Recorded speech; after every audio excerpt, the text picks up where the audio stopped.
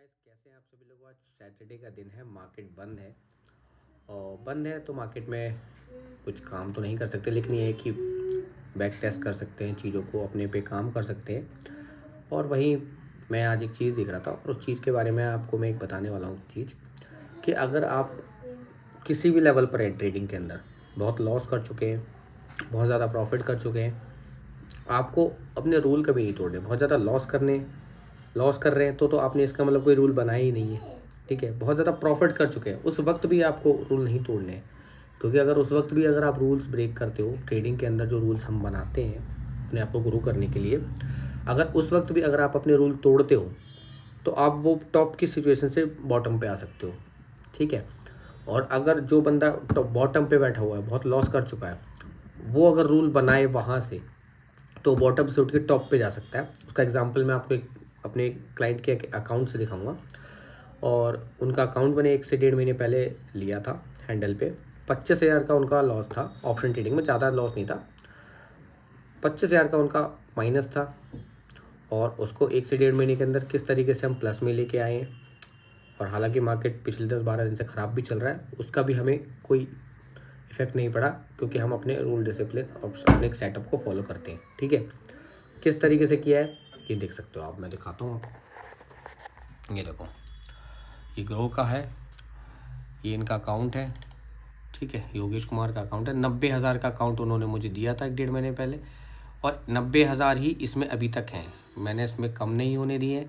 जो भी प्रॉफिट्स होता है मैं डेली विड्रॉल करता हूँ ताकि साइकोलॉजी मेंटेन रहे। उसके बाद इनकी हम जाएंगे रिपोर्ट्स में जाएंगे, ठीक है, पीएनएल रिपोर्ट में जाएंगे, 2025 से 26 का डेटा का देखेंगे, ठीक है। तो इनका आप देखो 25,000 माइनस से 8,000 प्लस में आ गया है। ये ब्रोकरेज जो आप देख रहे हैं ये इन्होंने ही दी है।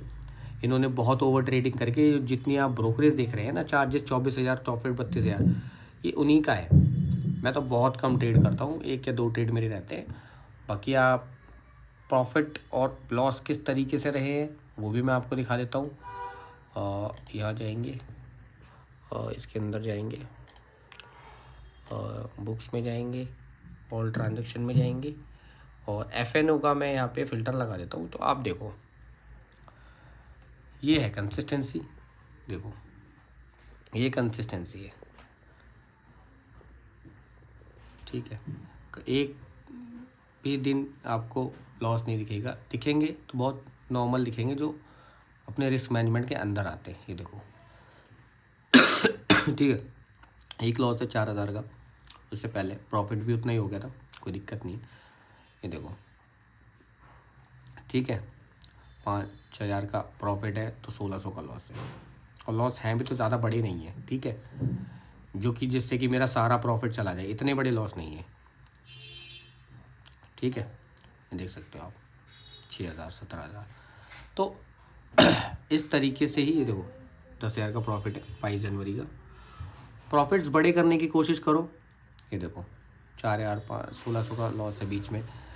तो मैं आपसे यही कहना चाह रहा हूँ कि अगर आप सिर्फ रूल को फॉलो करते हो, कोई भी रूल बना लो, चाहे एक सेटअप पे बना लो, 2 रुपये का लॉस करना है, 4 रुपये का प्रॉफिट लेना है, सिर्फ इतना ही रूल बना लोगे ना, ऑटोमेटिकली प्रॉफिट में आ जाओगे।